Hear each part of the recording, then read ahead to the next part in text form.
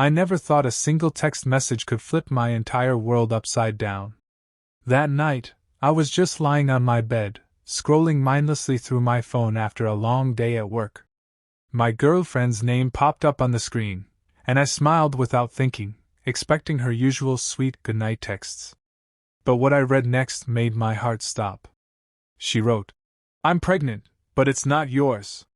For a moment I felt numb. It was like every drop of blood drained from my body. My chest felt heavy, and my mind went blank. All I could think was, how long had she been lying to me? How many times did she come home to me after being with someone else? My hands were shaking, but I forced myself to reply calmly. I texted back, "Congrats to the real dad, then." I blocked her number right after that. I didn't want to see her name on my phone ever again. But I wasn't done yet. I found out who the father was, the man she named in her message. So I sent him a card, simple and cold, saying, "Sorry for your new responsibility." I can't lie, it felt like a small revenge for the betrayal that tore my heart apart. Within hours, she was trying to reach me through mutual friends. She kept saying she had made a mistake, that it was all a misunderstanding. But was it really a mistake? Or was she just scared to face the truth of what she'd done? I ignored every call and message. But deep down, I wondered, what was she so desperate to tell me now, when it was already too late? I lay awake that night, staring at the ceiling, thinking about all the moments we had shared. The late-night drives, the lazy Sundays watching movies, the way she used to hold my hand in public like she was proud to be mine. It felt unreal that the same person could hide something so big from me. I kept replaying our recent days in my mind, searching for signs I had missed. Maybe it was when she started staying out late, saying she was working overtime. Or when she suddenly became protective of her phone, turning it face down on the table every time a notification popped up. I always trusted her because she made me feel like I was enough. But now, I wondered if she ever truly loved me or if I was just a comfort while she built a secret life with someone else. My friends started sending me screenshots of her messages to them. She was begging them to convince me to talk to her, saying she needed to explain. She said she had made a mistake. But what did that even mean? A mistake is burning dinner or forgetting a birthday, not sleeping with another man and getting pregnant. Part of me wanted to know what she had to say, to hear her try to twist her words and cover her betrayal. But the other part of me felt like listening to her excuses would only open my wounds deeper. I wondered about the other guy too. Did he even know she was in a relationship with me while she was with him? Or was he just as shocked to get that card from me, telling him about his new responsibility? As these thoughts circled in my head, I realized the truth was probably messier than I could ever imagine. The next morning, I woke up to dozens of missed calls from my friends. One of them, Ryan, even came over without warning. He knocked hard on my door until I let him in. He sat down on my couch and looked at me like he didn't know what to say. Finally, he sighed and said, "Man, she's losing it. She called me crying at 3 a.m. She keeps saying you've misunderstood everything." I shook my head. "There's nothing to misunderstand. She told me herself it's not mine," I replied calmly, but inside my chest felt like it was burning. Ryan frowned and said, "Yeah, but she's claiming she only said that because she was angry at you. That it's actually yours, but she wanted to scare you because you've been distant lately." That made me pause. Distant? I thought back to the past few weeks. Sure, I had been busy at work, doing late shifts to save up for a future with her. I wanted to buy us a better apartment, maybe even propose by the end of the year. Was that what she meant by distant? My mind was spinning with anger and confusion. If she was lying about the baby not being mine just to get my attention, then what kind of person does that? But if she was telling the truth now, then why did she mention another man's name that night? Meanwhile, another friend messaged me saying the guy I sent the card to was furious. Apparently, he was married with kids and was threatening her to stay away from his family. Hearing that added another layer to the mess. Who was telling the truth here? Her, or this man she dragged into our lives? The more I thought about it, the darker everything seemed, like I was only seeing the surface of a secret far more twisted than I imagined. The days that followed felt like a blur. Everywhere I went, I felt people's eyes on me, like they knew what had happened. My phone kept buzzing with messages from friends telling me she was outside my apartment building, waiting for me to come home. I ignored them all, refusing to let her inside my space again. But one evening, as I was coming back from work, I saw her sitting on the steps near my door. Her hair was messy, her eyes swollen from crying. She stood up quickly when she saw me, her hands shaking as she reached out. "Please, just listen to me," she whispered, her voice breaking. I didn't say anything. I just stood there, holding my grocery bag tightly, feeling my pulse rise in my ears. She kept talking, words tumbling out between sobs. "I was angry. I thought you didn't care about me anymore. I said it wasn't yours because I wanted to hurt you. But it is yours, I swear." Her tears fell freely, but I couldn't tell if they were real or just another part of her lies. My chest felt heavy with anger, betrayal, and confusion. Before I could reply, she said something that made my knees feel weak. "The man I named, he's my boss.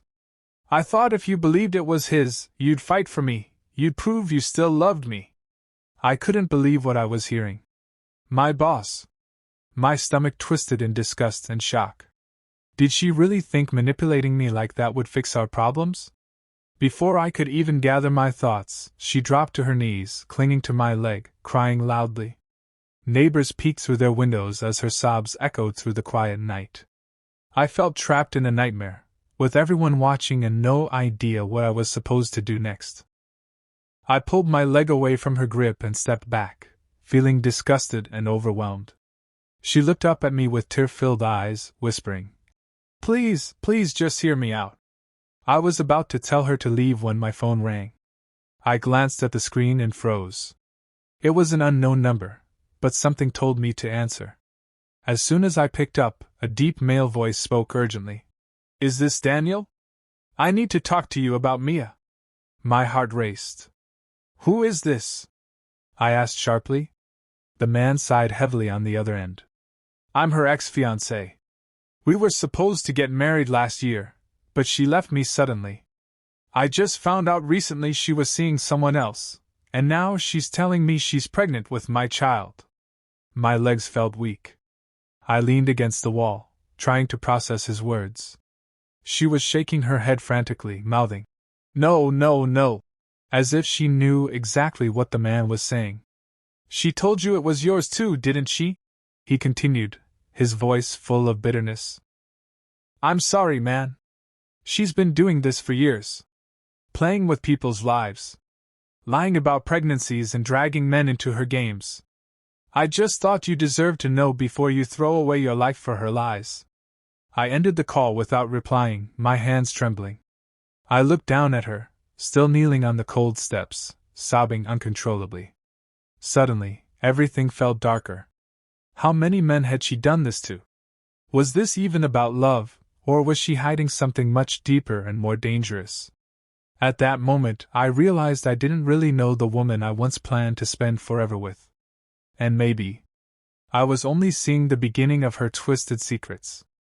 I stared at her, feeling the weight of everything crashing down on me. My mind was spinning with anger, betrayal, and disbelief.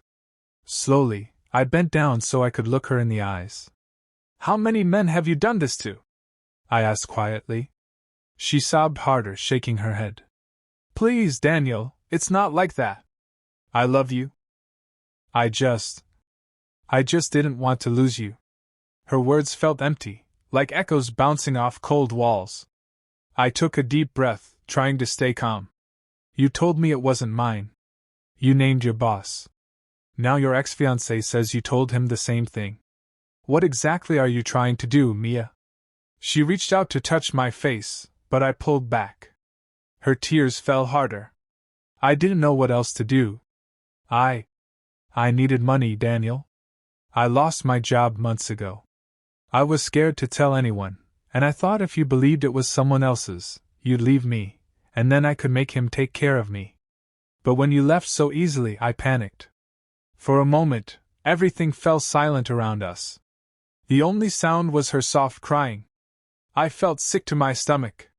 It wasn't about love or betrayal alone, it was about desperation and her twisted way of surviving. I stood up and shook my head. You need help, Mia. But it's not going to be from me. As I turned to unlock my door, she whispered something that made me freeze. Daniel.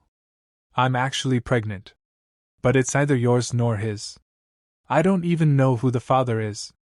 My heart dropped. I looked back at her stunned. In that moment, I realized this wasn't just the end of our story. It was the end of the woman I thought I knew, replaced by a truth so broken that no one could ever fix it. I stood there for a long moment, staring at her as she cried on the steps. Everything felt heavy in my chest, but at the same time, it felt like a final door closing. There was nothing left to say. I realized then that love isn't always enough to fix someone's brokenness, especially when they refuse to see it themselves. Without another word, I turned the key in my door and walked inside, leaving her there in the dark hallway. I heard her sobs echoing as I closed the door behind me, but I didn't look back. Inside, I sat down on my couch, feeling the silence fill the room.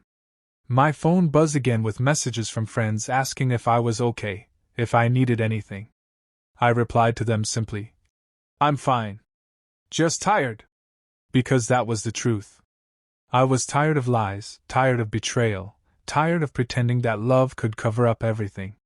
Later that night, I packed away her things into a cardboard box and left it outside my door. In the morning, it was gone. So was she. Days turned into weeks, and slowly, my life felt normal again.